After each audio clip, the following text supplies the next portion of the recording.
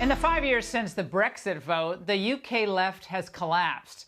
And the liberal media here wants Democrats to pay attention. Some of the factors that have doomed Labour in the last elections, such as the rise of the cultural ultra-leftism, could equally affect the Democrats in the United States and lead to their decline. Joining me now, Nigel Farage, former UK Brexit Party leader. Nigel, do you see parallels here with what's happened to the Labour Party? Oh, enormous parallels. I mean, the big thing that really has driven voters away from Labour has been just a complete open border. Mass numbers of people coming into Britain illegally and legally. And of course, the champagne socialists in London don't think it matters. You know, for them, it's just cheaper nannies and cheaper chauffeurs. But out there in the working class communities, in the old industrial heartlands, they saw big changes to their lives. And that parallel, you know, when you add to that the fact that Labour now want to take the knee to Marxist organisations like Black Lives Matter, who are happy to see British history denounced, well, these people don't want to vote Labour. They came to me in their millions during Brexit. They're now voting Conservative. They won't go back. And just look at the southern border. In this country, you've got a similar type of crisis here. I'm quite sure that the AOCs of this world don't think it really matters, but out there in working class communities in America, it does matter. It's a huge opportunity for 2022. Now, Queen Elizabeth spoke before Parliament today, and she seems to be tracking our issues, Nigel.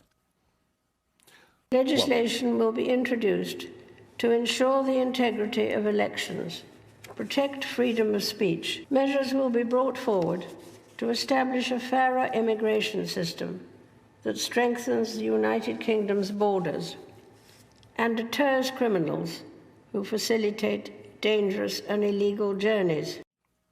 Nigel, are you surprised?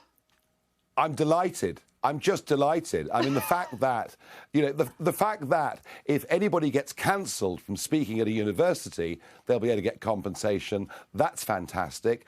And, you know, to go and vote, you should have to show photo ID. We're bringing that in, so I don't understand what the row going on in Georgia is all about. And I know the Queen didn't write it herself, but I loved it.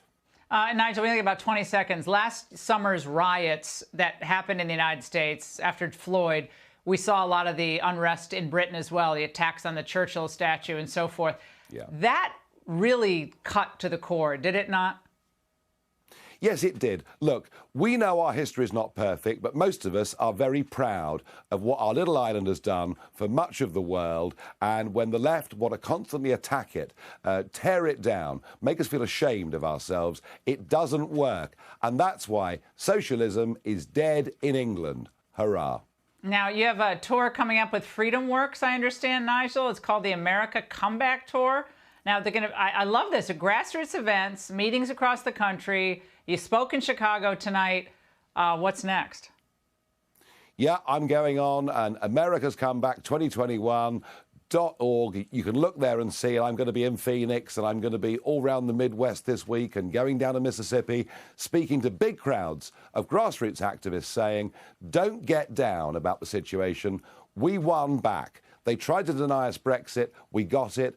Brexit now has a 70% approval rating. And into the bargain, Labour's finished in England. All right, so Nigel, don't get down. Get out there, get fighting, and you can win. We got it. Nigel, thank you so much. We'll be watching. Hey, Sean Hannity here. Hey, click here to subscribe to Fox News YouTube page and catch our hottest interviews and most compelling analysis. You will not get it anywhere else.